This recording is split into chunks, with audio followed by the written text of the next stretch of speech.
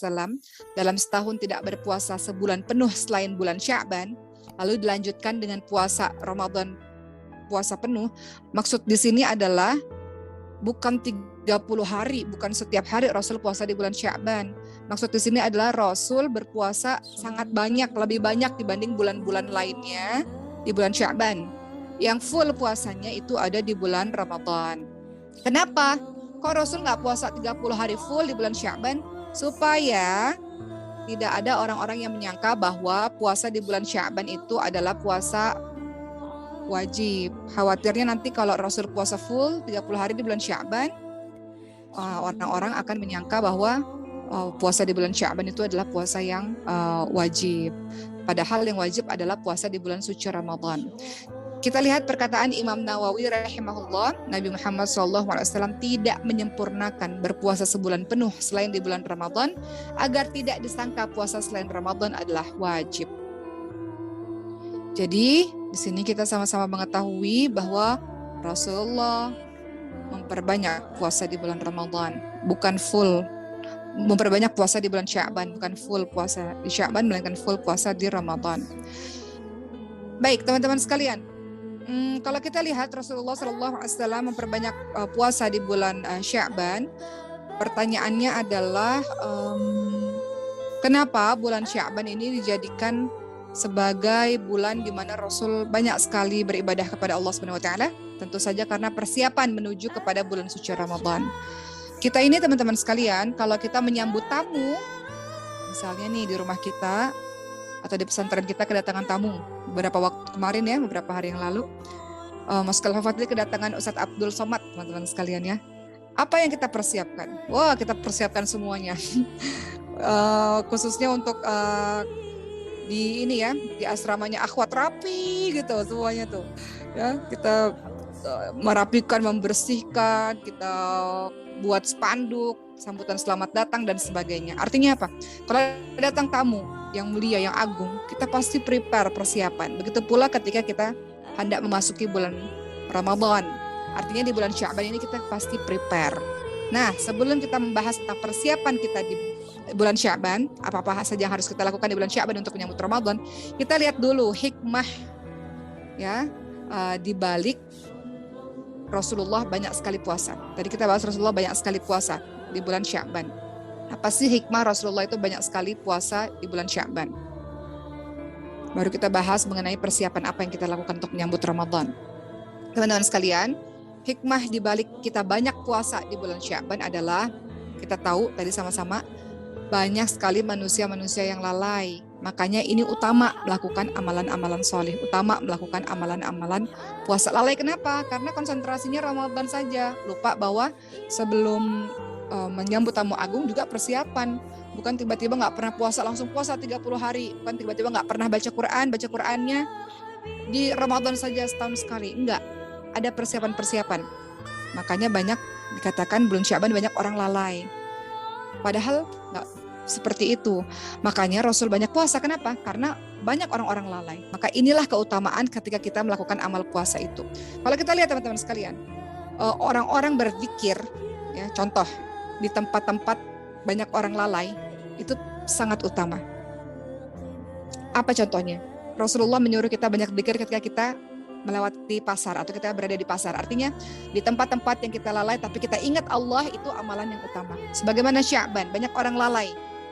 Konsentrasinya maunya ke Ramadan aja gitu. Sehingga lupa mempersiapkan. Sehingga ketika puasa, maka itu jadi sebuah amalan yang sangat istimewa. Baik teman-teman sekalian, puasa di bulan Sya'ban hikmahnya adalah kita melakukan latihan, pemanasan ya sebelum kita masuk bulan suci Ramadan. Kalau kita sudah terbiasa dengan puasa-puasa sunnah, sebagaimana kalau di pesantren ini teman-teman biasa puasa sunnah, Senin Kamis, puasa Daud.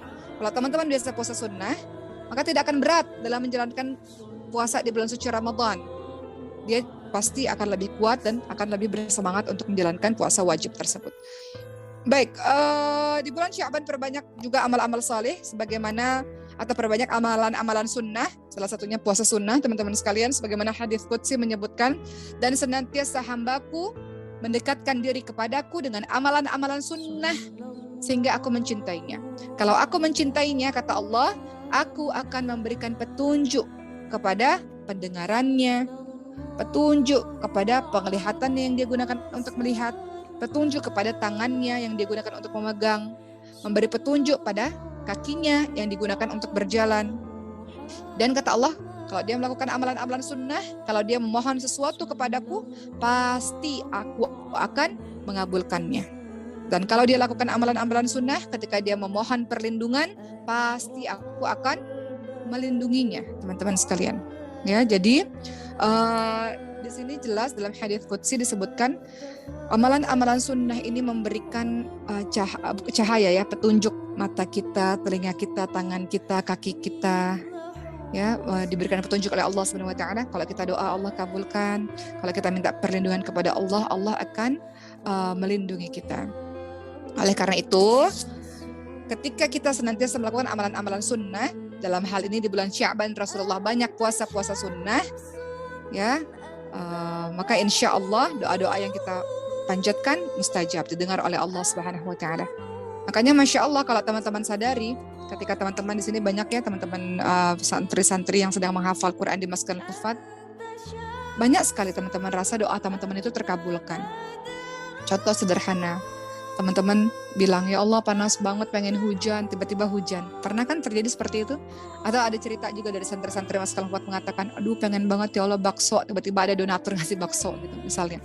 Itu tanda bahwa insya Allah teman-teman tidak hanya melakukan perkara-perkara wajib, tapi banyak melakukan perkara-perkara sunnah. Sehingga dengan mudahnya Allah kabulkan doa dari kita-kita semua.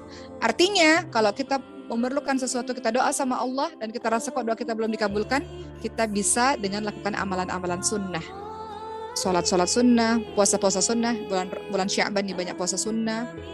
Ya, apalagi lakukan pekerjaan-pekerjaan lainnya yang membuat doa kita mudah didengar oleh Allah Subhanahu wa taala. Berikutnya teman-teman sekalian, ini sangat penting. Kalau begitu apa yang kita harus lakukan di bulan Sya'ban ini? Apa-apa saja ya hal yang harus kita lakukan di bulan Sya'ban. Yang pertama, persiapan menyambut bulan suci Ramadan. Persiapan apa maksudnya? Persiapan semuanya, persiapan ibadah tadi yang Oma bilang. Ya, ibadah itu tadi puasa, perbanyak Quran, baca, sedekah, kemudian qiyamul lail, itu banyak mulai memperbanyak untuk menyambut bulan suci Ramadan. Kemudian persiapan apa lagi? Persiapan ilmu. Persiapan ilmu, banyak baca, banyak dengar ceramah mengenai pengetahuan terhadap bulan suci Ramadan. Banyak orang-orang yang nggak tahu bulan Ramadan berlalu begitu saja, hanya puasa, tidak makan, tidak minum dari sahur sampai maghrib misalnya. Padahal banyak sekali amalan-amalan yang kita bisa lakukan kalau kita tahu tentang keutamaan Ramadan. Karena kita punya ilmunya misalnya. Banyak, kalau kita punya ilmu kita tahu, oh ternyata ada amalan-amalan sunnah ya di bulan suci Ramadan. Misalnya kalau untuk makan sahur ternyata kita alangkah lebih baiknya untuk mengakhirkan makan sahur. Kemudian kalau kita buka puasa, oh saya baru tahu bahwa ternyata harus menyegerakan buka puasa. Oh ada amalan tarawih yang kalau kita sama imam sampai akhir kita dinilai sholat malam semalaman. Oh baca Quran, ternyata Rasulullah itu baca Quran banyak sekali bulan suci Ramadan. Kalau kita sudah punya persiapan ilmu, makanya banyak baca buku-buku atau dengar ceramah tentang amalan-amalan apa nih di bulan suci Ramadan, supaya kita nggak terlewat amalan-amalan itu dengan ilmu kita. Ketiga, yang kita harus persiapkan ibadah tadi, ilmu. Yang ketiga adalah persiapkan harta. Rasulullah itu banyak sedekah di bulan suci Ramadan. Dan kalau kita, kata Rasulullah, kalau kita kasih makan buka puasa untuk orang lain, kita juga dapat pahala puasa itu. Maka banyak teman-teman sekalian orang-orang yang dari sekarang ya udah mulai persiapan harta. Mau apa? Mau ngasih buka puasa, makan setiap hari kepada orang-orang. Bahkan walaupun dengan sebutir kurma gitu ya. Uma pernah punya teman, mohon izin Uma cerita. Kerjaannya tuh di bulan suci Ramadan tuh satu kantong plastik itu cuman kasih, bukan cuman ya, beliau itu setiap hari memberikan 3 butir kurma dan kemudian air mineral yang gelas ya, dibungkus di plastik dan dikasih ke orang-orang di jalan raya. Jadi beliau bersedekah. Orang minum dari air sedekahnya beliau, kurma walaupun cuma satu, beliau dapat pahala puasa dari orang-orang yang berpuasa. Jadi amalan yang kita bisa lakukan di bulan Sya'ban, persiapan untuk menuju ke Ramadan. persiapan menyambut Ramadan. Persiapannya apa? Tadi ibadah, supaya kita nggak kaget dalam suci Ramadan. Kemudian persiapan ilmu, kemudian persiapan harta. Kita harus buat target, kita mau sedekah apa nih di bulan suci Ramadan ini. Gitu teman-teman sekalian. Kemudian persiapan apa lagi? Persiapan hati yang bersih, ya, ruhiyah kita tadi ibadahnya bagus, tapi hati yang bersih dalam menyambut Ramadan. Jangan lagi di Ramadan ini kita bertengkar lagi dengan seseorang, kita masih ada rasa benci, iri, dengki dengan orang. Kita mau menyambut bulan suci Ramadan yang suci, diri kita juga suci, hati kita juga suci, kita sudah bertaubat kepada Allah dari segala macam dosa, taubatan nasuha, kita berhenti melakukan maksiat, kemudian kita menyesal dan kita melakukan kebaikan-kebaikan untuk menutupi kesalahan-kesalahan kita di masa lalu. Jangan sampai bulan suci Ramadan datang, maksiatnya masih jalan. Ada loh teman-teman sekalian video-video yang ada di YouTube ya. Puasanya sih jalan, tapi pacarannya juga jalan. Ada itu video-videonya. Yang digrebek-grebek itu siang hari loh. Ya, di tempat-tempat, pernah lihat tuh video-video tempat-tempat wisata, kemudian ini siang hari lagi puasa, tapi maksiatnya juga jalan. Padahal itu bulan suci Ramadan, siang tengah bolong, ya, di mana orang puasa, malamnya orang qiyamul lail, tapi dilakukan maksiat. Jadi di bulan Sya'ban, kita pertama yang harus kita lakukan persiapan menyambut Ramadan. Pastikan kita menyambut bulan suci, diri kita juga suci. Bertobat dari berbagai macam kesalahan, sudah meminta maaf dengan banyak orang, dan memaafkan orang lain yang pernah menyakiti kita, persiapan ilmu, persiapan harta, persiapan ibadah-ibadah kita, persiapan fisik, jangan lupa teman-teman sekalian. Persiapan fisik, sehat kita. Jangan sampai kita sakit, rugi ya, ketinggalan bulan suci Ramadan, hanya karena kita mungkin zalim sama diri kita sendiri. Waktunya istirahat, kita nggak istirahat, kita makannya sembarangan, kita tidurnya sembarangan misalnya. Persiapan tenaga. Begitu. Kemudian teman-teman semua, yang kedua, apa yang kita bisa lakukan di bulan Sya'ban? Tadi Uma sudah jelaskan, perbanyak puasa sunnah di bulan Sya'ban. Ketiga, apa yang kita bisa lakukan di bulan Sya'ban? Membayar hutang puasa sebelum masuk bulan suci Ramadan. Ini khusus untuk saja untuk para wanita-wanita. Kita lihat Siti Aisyah radhiyallahu anha. Kata Siti Aisyah, aku dahulu punya kewajiban untuk puasa. Dan aku tidak bisa membayar hutang puasa pada bulan-bulan lainnya, kecuali bulan Sya'ban, hadis surat Bukhari Muslim.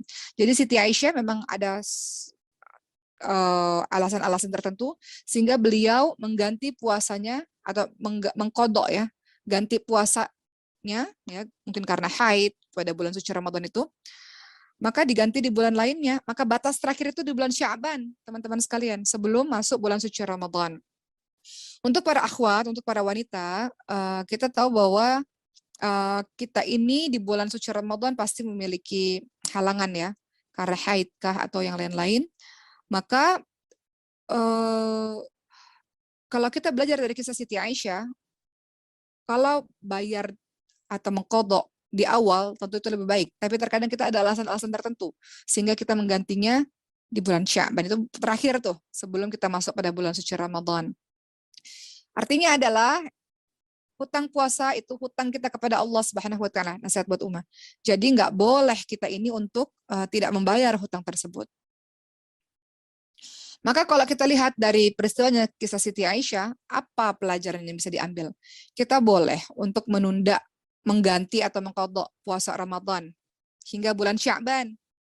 Tapi yang terbaik adalah tidak menunda-nundanya, kecuali memang ada alasan-alasan yang syar'i.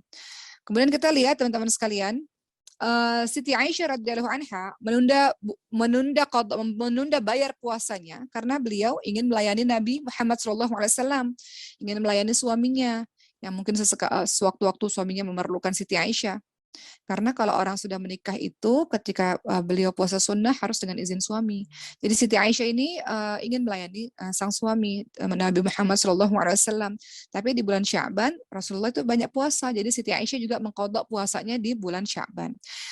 Artinya dalam hadis ini kita lihat ya haramnya mengakhirkan puasa hingga Ramadan berikutnya. Karena Siti Aisyah menjadikan bulan Sya'ban sebagai bulan terakhir untuk penunaian qada puasa atau bulan terakhir untuk mengganti hutang puasanya. Coba kalau kita renungkan udah berapa tahun nih kita nggak bayar puasa, misalnya ada yang nggak membiasakan diri membayar puasanya. Begitu teman-teman sekalian. Nah, ini agak sedikit pengen membahas masalah qada puasa ya, ganti puasa, bayar hutang puasa. Dalam 1 bulan di bulan suci Ramadan, para wanita-wanita biasa mungkin nggak bisa puasa full karena ada haid ya, entah 7 hari atau bahkan lebih daripada itu. Wajib untuknya untuk mengganti puasanya atau bayar hutangnya, bayar hutangnya. Pertanyaannya siapa saja yang boleh untuk mengqadha puasanya? Siapa saja yang boleh untuk mengganti puasanya, membayar hutang puasanya? Yang pertama adalah kalau memang dia itu orang yang sakit. Kalau kita sakit dan suci Ramadan, teman-teman sekalian, nggak apa-apa kalau kita nggak puasa. Nggak masalah, karena agama ini agama yang mudah, tidak memberatkan.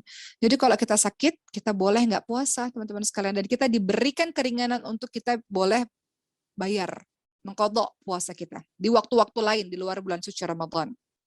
Ya, maka kadang-kadang ada di antara kita yang sakit sehingga kita nggak bisa puasa atau hamil. Ada orang hamil itu muntah-muntah, mual, atau dia menyusui. Orang menyusui biasanya harus makan rutin gitu ya.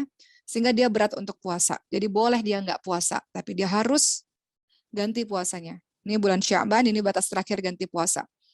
Kedua, yang boleh nggak puasa, dan dia harus bayar puasa atau mengganti puasa di hari lain. Siapa? Kalau dia sedang safar. Sedang dalam perjalanan, musafir. Yang perjalanannya susah gitu ya. Sehingga dia merasa susah untuk melakukan puasa. Tapi kalau kita sekarang naik pesawat gampang gitu, ya puasa saja gitu.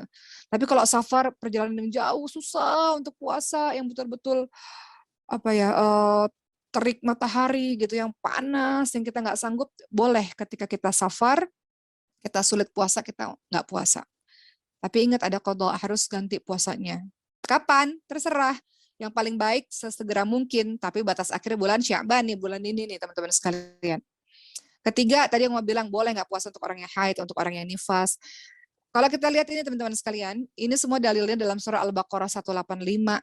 Ya, Allah Subhanahu wa taala berfirman, "A'udzu billahi minasyaitonir rajim, wa man kana maridan aw 'ala safarin fa'iddatun min ayyamin ukhra." Ya, ada kalimat dan barang siapa sakit atau dalam perjalanan, maka wajib baginya puasa sebanyak hari-hari yang ditinggalkannya pada hari-hari yang lain. Wa man kana maridan aw 'ala safarin fa'iddatun min ayyamin ukhra, ya. Kita diminta untuk mengganti puasa-puasa kita di hari-hari yang lain. Kalau kita lihat Siti Aisyah radhiyallahu anha, beliau mengatakan kami dulu mendapatkan haid, lalu kami diperintahkan untuk ganti puasa, mengqadha puasa. Tapi kami tidak diperintahkan untuk mengqadha salat. Begitu kata Siti Aisyah. Artinya adalah puasa yang ditinggalkan harus diganti di hari-hari yang lain. Kemudian bagaimana kalau misalnya yang terjadi adalah orang ini sengaja untuk nggak puasa. Ada di antara kita ya yang memang sengaja nggak puasa. Apakah dia harus ganti puasanya padahal dia sengaja? Beda ya sama orang yang sakit, orang yang haid. Memang orang ada yang alasan syar'i dia nggak puasa. Tapi ini sengaja nggak puasa. Apakah dia harus ganti puasanya? Apakah dia harus qadha puasanya? Maka mayoritas ulama ya, ulama-ulama kita mayoritas sebagian besar mengatakan siapa saja yang sengaja membatalkan puasa atau tidak puasa, ya, maka tetap wajib baginya untuk mengqadha puasa. Jadi tetap wajib bagi kita untuk kita mengqadha puasa kita. Walaupun ada ulama-ulama lainnya mengatakan taubatan nasuha, dengan kita bertobat kepada Allah Subhanahu wa taala dan melakukan amal-amal saleh. Di antaranya yang memperbanyak puasa sunnah itu tadi. Jadi teman-teman sekalian, kembali lagi bahwa qadha Ramadan, ganti puasa, hutang puasa, bayar hutang puasa itu boleh ditunda, tapi baiknya di awal-awal. Teman-teman boleh kerjakan dari bulan Dzulhijjah sampai bulan Sya'ban. Artinya kalau teman-teman punya hutang yang kemarin-kemarin belum bayar, sekarang waktunya untuk membayar hutang kepada Allah Subhanahu wa taala itu. Ya, baik teman-teman semuanya yang dirahmati oleh Allah Subhanahu Wa Taala. Berikutnya, bagi mereka yang sudah sangat sakit parah misalnya, yang nggak bisa sama sekali untuk bayar puasa, apa yang harus dilakukan? Tentu saja adalah memberi makan orang miskin, ya, membayar fidyah, memberi makan orang miskin setiap hari puasa yang dia tinggalkan. Selagi teman-teman masih bisa berpuasa, maka karena misalnya hamil, tapi tahun depannya nggak hamil, nggak menyusuinya juga misalnya masih bisa untuk puasa, maka ganti puasa. Tapi kalau betul-betul sakit parah, udah nggak bisa ganti puasa lagi, maka teman-teman bisa memberi makan orang miskin, memberi fidyah, memberi makan orang miskin sebanyak puasa yang ditinggalkannya. Ya, setiap hari dia harus kasih makan orang miskin sebanyak berapa hari yang dia tinggalkan puasa itu. Kemudian teman-teman yang dirahmati oleh Allah Subhanahu Wa Taala, kemudian yang ingin Uma bahas pada hari ini adalah apa-apa lagi yang kita harus lakukan di bulan Sya'ban. Selain persiapan bulan suci Ramadan, kemudian tadi apa? Yang kedua tadi apa, teman-teman sekalian? Persiapan di bulan suci Ramadan dengan ilmu, dengan harta, dengan apa? Dengan ruhiyah kita, dengan ibadah kita, dengan hati yang bersih.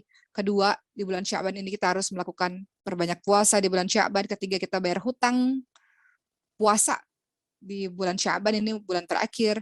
Kemudian yang keempat, yang harus kita lakukan di bulan Sya'ban ini, teman-teman sekalian, adalah ulama menganjurkan kita untuk memperbanyak baca Al-Quran. Banyak baca Al-Quran.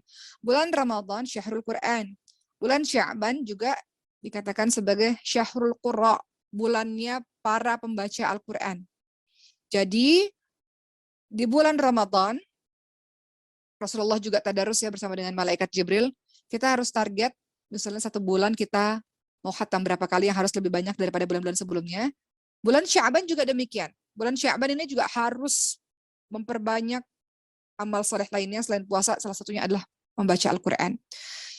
Mohon izin teman-teman sekalian, Uma cerita biasanya bersama dengan teman-teman sekolah dulu ya.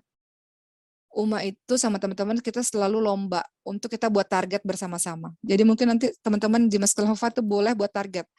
Ya, kalau sehari-hari misalnya saya hafalin Quran sehari sekian halaman, ternyata di bulan Ramadan ini waktu bersama Qurannya harus lebih banyak. Sya'ban ini persiapan juga, berarti harus lebih banyak. Ingin misalnya khatam, baca ya, khatamnya berapa kali, silakan. Teman-teman yang tentukan, dan itu harus lebih baik daripada bulan-bulan sebelumnya. Ada ya orang yang khatamnya 1 kali bulan Ramadan itu 3 juz, ada yang 4 juz, 5 juz, 6 juz, 7 juz. Itu gurunya Uma ya, orang yang sangat sibuk, Masya Allah, beliau khatam bulan suci Ramadan 7 juz, bayangin teman-teman sekalian. Jadi tiada hari tanpa Quran, nggak ada waktu main-main. Walaupun di Masjidil Hufaz sekarang semuanya Quran ya, tapi bulan Ramadan itu lebih-lebih lagi. Bulan Sya'ban ini latihannya lebih-lebih lagi. Jadi Sya'ban ini coba ditargetkan, mau khatamnya bagaimana? Baca ya, baca. Kalau hafal, teman-teman punya tugas hafalan iya, tapi bacanya bagaimana? Kemudian bulan Ramadan bacanya juga jauh lebih banyak. Berapa kali mau khatam? Buat targetnya teman-teman sekalian. Jadi yang keempat, apa yang kita bisa lakukan di bulan Sya'ban ini adalah bulan Sya'ban ini adalah Syahrul Qurra, bulannya para pembaca Al-Quran. Sehingga para ulama menganjurkan untuk kita memperbanyak baca Al-Quran. Ya, supaya kita lebih semangat lagi dalam menyambut bulan suci Ramadan. Begitu teman-teman sekalian, Abu Bakar Al-Balkhi, beliau berkata, bulan Rajab itu saatnya menanam. Bulan Sya'ban saatnya menyiram, disuburkan lagi, disuburkan, tambah subur lagi, amal soleh kita ditambahin lagi tuh. Dan bulan Ramadan saatnya mulai menuai hasil. Jadi sekarang ini saatnya menyiram amal soleh kita, disiram lagi, disiram lagi, disiram lagi, ditambah lagi, ditambah lagi, ditambah lagi. Ya, kita berharap agar 3 minggu lagi insya Allah sampaikan kita di bulan suci Ramadan. Kita sudah siap dalam menyambut bulan suci Ramadan dengan seluruh ibadah-ibadah kita. Kita perbanyak puasa sunnah, kita ganti puasa yang belum kita ganti atau kita bayar hutang puasa.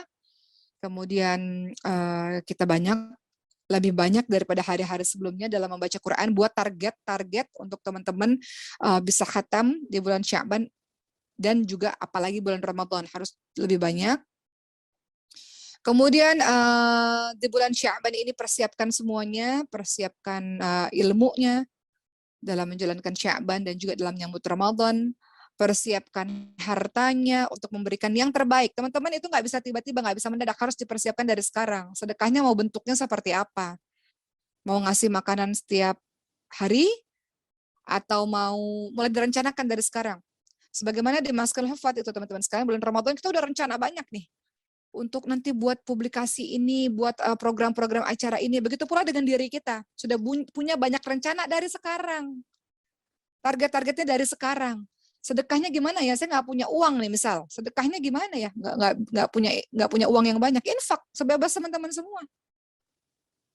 Kasih makan orang lain dengan harta yang mungkin kalau di Maskul Nufas tuh banyak yang nyumbang, kita kumpulin jadi satu, kemudian kita mulai setiap hari ngasih orang buka puasa misalnya, untuk orang-orang yatim duafa misalnya, atau orang-orang di masjid. Nah, itu Masya Allah. Jadi nggak bisa bulan puasa itu kita langsung masuk begitu saja tanpa persiapan. Atau bulan Ramadan ya. Itu semuanya direncanakan di bulan Sya'ban ini. Tadi apa perkataan Abu Bakar Al-Balkhi tadi? Bulan Rajab tuh mulai nanam tuh. Mulai nanam amal soleh nih. Kita mulai amal soleh yang kemarin-kemarin belum dikerjakan. Bulan Sya'ban menyiram. Menambah semangat, biar dia tambah besar gitu.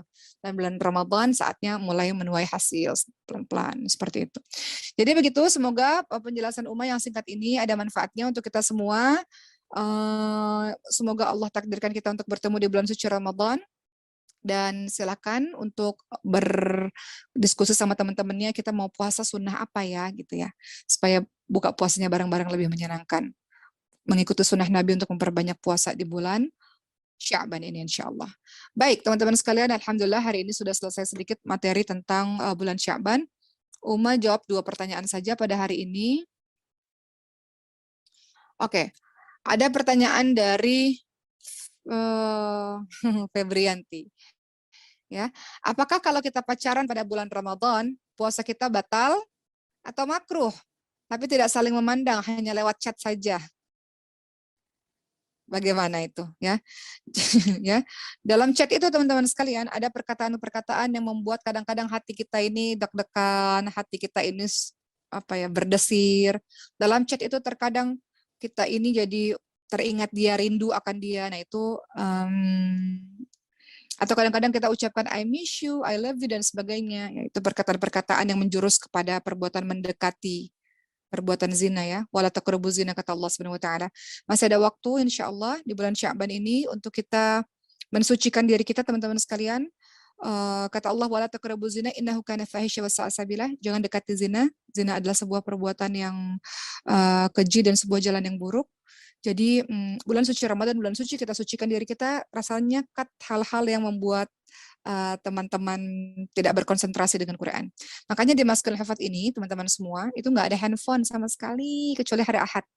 Untuk apa? Untuk teman-teman steril. Teman-teman ini yang di pesantren ini sedang mensucikan diri.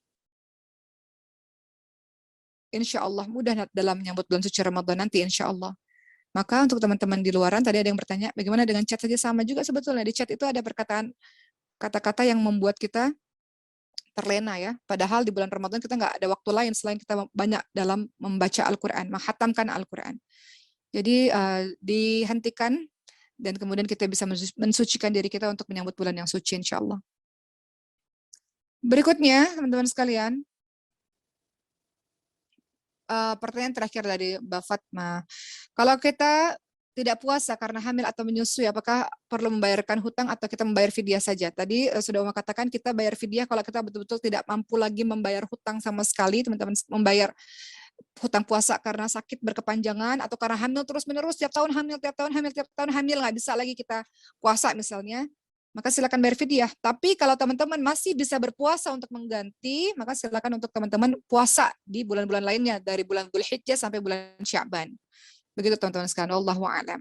Begitu ya teman-teman semua pada hari ini, mudah-mudahan bisa dipahami. Alhamdulillah kita sudah sampai ujung acara. Semangat terus di bulan Sya'ban dan semoga istiqamah insya Allah. Dan masih ada waktu 3 minggu untuk kita perbanyak puasa sunnah kita. Masih ada waktu 3 minggu.